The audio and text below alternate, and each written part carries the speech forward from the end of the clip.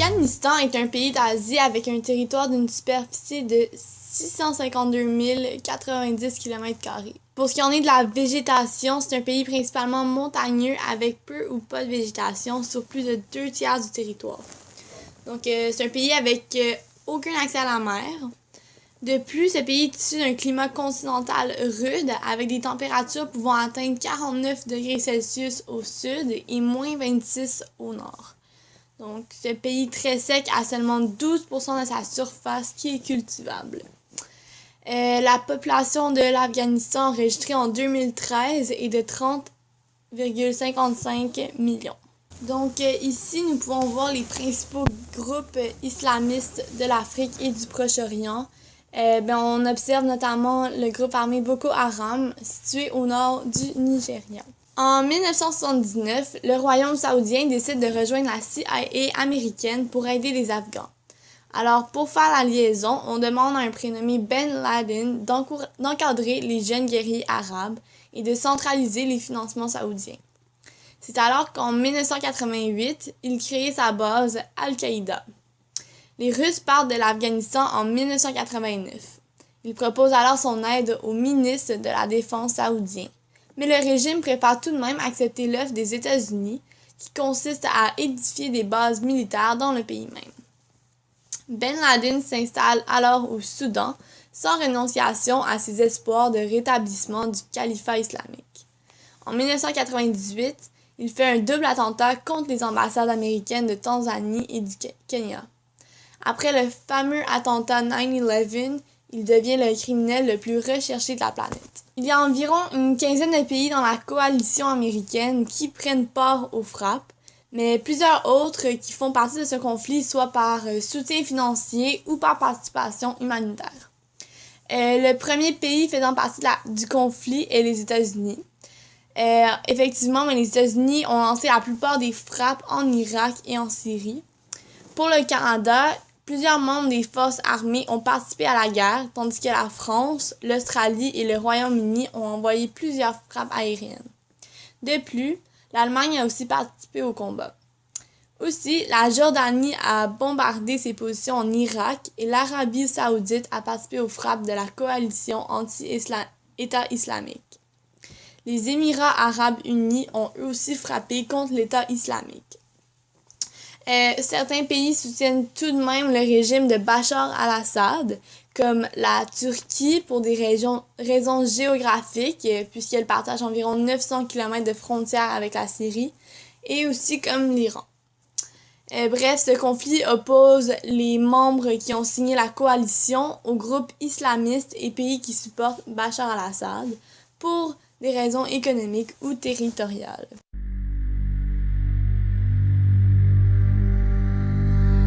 Donc depuis les attentats du 9 septembre 2001, beaucoup d'autres attentats liés au terrorisme ont été commis partout dans le monde. Premièrement, on a l'attentat du métro de Londres le 7 juillet 2007, suivi de l'attentat de l'hôtel Marriott en Islamabad le 20 septembre 2008. Ensuite, nous avons un attentat de Madrid le 11 mars 2011, suivi d'un attentat en Norvège le 22 juin 2011. Ensuite, nous avons Je suis Charlie qui est arrivé le 7 janvier 2015 et qui a vraiment commencé à éveiller la population sur le problème grandissant du terrorisme, suivi pas loin après du 13 novembre 2015 en France encore. Plus récemment, en avril, le président Donald Trump a décidé de bombarder des bases en Syrie pour tenter de contrer le régime de Bachar al-Assad après que celui-ci ait utilisé des armes chimiques contre son propre peuple. Comme vous pouvez le constater, le problème du terrorisme continue toujours de nos jours.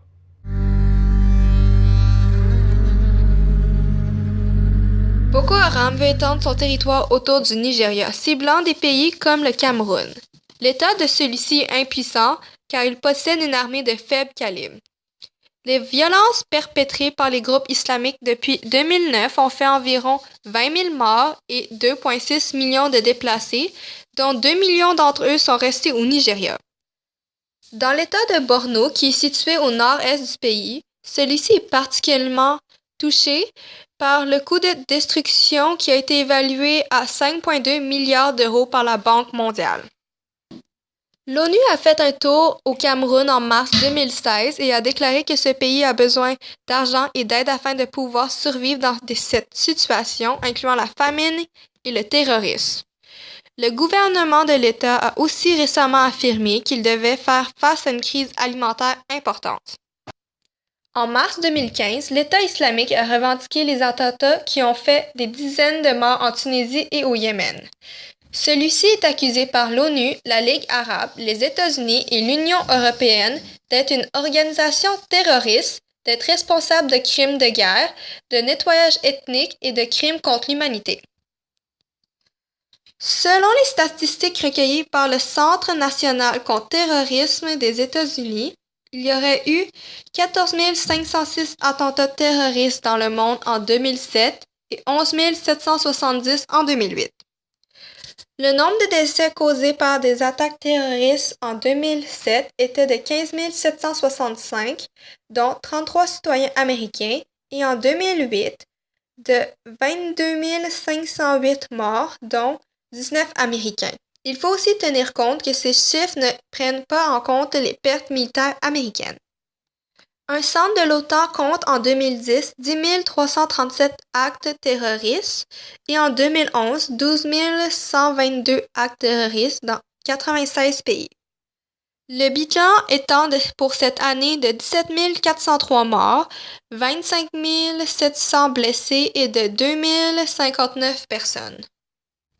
La guerre contre le terrorisme a mené des conséquences majeures sur les civils. Prenons en exemple en Afghanistan. Les études les plus citées sur l'invasion de 2001 établissent qu'environ 4 000 à 8 000 civils afghans sont morts dans des opérations militaires. En Pakistan, le nombre de drones utilisés est en hausse. Selon le Bureau du journalisme d'investigation, il y aurait eu au moins 357 frappes entre 2004 et juin 2012, plus de 300 sous l'administration Obama. Au moins 2464 personnes ont été tuées, dont au moins 484 civils. Parmi eux, il y aurait eu 168 enfants. Chez les gens, la paranoïa des talibans s'est progressivement installée. En Irak, selon le projet Compte des corps irakiens, environ 115 000 civils ont été tués dans les tirs croisés de 2003 à août 2011. Avec les morts indirectes, cela ferait, selon le rapport lancé, environ 600 000 morts pour cette période. Le haut-commissaire de l'ONU pour les réfugiés fait état d'environ 2 millions d'Irakiens déplacés dans d'autres pays et 2 millions de plus déplacés à l'intérieur du pays depuis 2007. Un effondrement indéniable du système de santé irakien et des infrastructures en général est catastrophique. Dans la vie quotidienne des gens, il y a une montée des tensions, du ressentiment anti-américain, de la peur face à l'insécurité, au chaos, au pillage.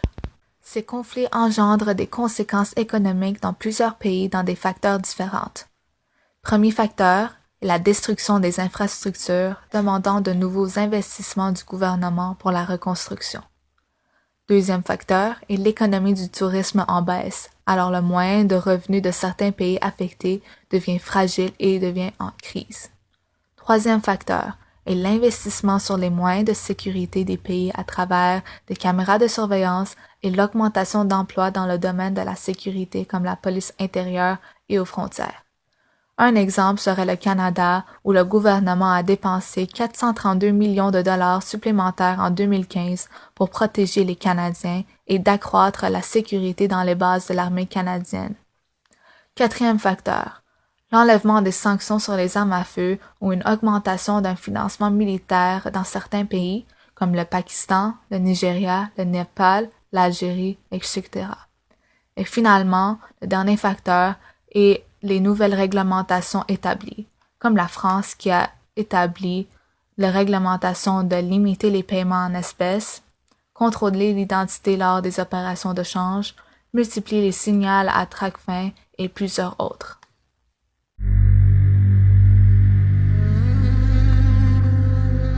Ensuite, pour la section des interventions internationales. La communauté internationale a plusieurs raisons pourquoi elle devrait intervenir. La première raison étant que c'est de son devoir de défendre les droits humains des civils dans les régions où ils sont bafoués, notamment dans les pays où il y a beaucoup de rébellions. En effet, officiellement, de 2005 à 2016, les réseaux terroristes ont tué environ 130 000 civils, auxquels il faut ajouter plusieurs dizaines de militaires en mission. Le Centre de défense antiterroriste de l'OTAN estime aussi que les divers groupes terroristes ont kidnappé environ 2000 personnes jusqu'en 2014, accompagnées de rançons.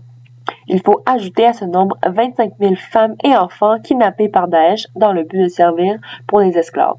Donc évidemment, les droits humains ne sont aucunement respectés. La deuxième raison est le prestige politique et la fierté nationale. Tous les pays souhaitent obtenir le pouvoir ultime. Le pays qui saura combattre la terreur, donc le terrorisme, serait considéré comme un héros et sera respecté partout à travers le monde. La troisième raison est d'être considéré comme des bonnes personnes. La phrase célèbre qu'a prononcée le président George W. Bush, ouverture de citation, « Qui n'est pas avec nous est contre nous », fermeture de citation, le 21 septembre 2001 a provoqué chez les États de l'ONU de choisir un côté, soit celui qui supporte la politique américaine dans sa lutte contre le terrorisme de manière ouverte et claire, soit celui qui est considéré comme des soutiens au terrorisme. Donc, la raison 4, c'est la paix et la sécurité internationale pour avoir la stabilité mondiale. L'ONU est dans l'obligation d'intervenir s'il y a une menace pour la survie du monde. Le terrorisme, qui est un crime pour l'humanité et qui n'aide pas du tout l'évolution saine de notre société, doit amener l'ONU à intervenir. Par contre, il est parfois très difficile de pouvoir agir parce qu'il y a 5 pays qui possèdent un droit de veto et qui peut paralyser le mouvement que l'ONU s'apprêtait à faire. Même si les organisations internationales interviennent, le processus d'intervention est long. Raison 5, c'est de garantir la souveraineté politique des pays. Avec les terroristes, on sait qu'il y a beaucoup de dangers un peu partout et il est possible que le gouvernement soit aussi en danger. Alors si l'État perd son gouvernement à cause des rébellions ou autres et qu'il y a le chaos dans le pays, l'ONU doit intervenir. Raison 6, c'est de réduire les dégâts dans leur propre pays conséquent. Donc on sait que les actes terroristes sont dangereux non seulement pour la population atteinte, mais également pour les infrastructures du pays.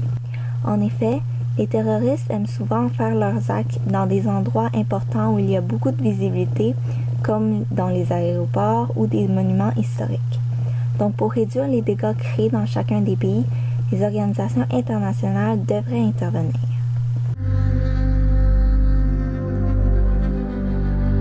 Y a-t-il des gagnants? Eh bien, comme tel, il n'y a pas vraiment de vrais gagnants ou perdants dans cette guerre contre le terrorisme. Car d'un côté comme d'un autre, il y a eu des répercussions épouvantables. Si nous devions y aller avec les grands perdants de tout ceci, ce seraient les États-Unis. Malgré le fait que les pays du Moyen-Orient soient aux prises avec des guerres civiles en ce moment, c'est les États-Unis qui ont pris le plus de recul à cause de cette guerre. Les pays du Moyen-Orient étaient à la base aux prises avec des problèmes politiques, et dans certains pays, la situation s'est améliorée, mais dans d'autres, elle s'est détériorée.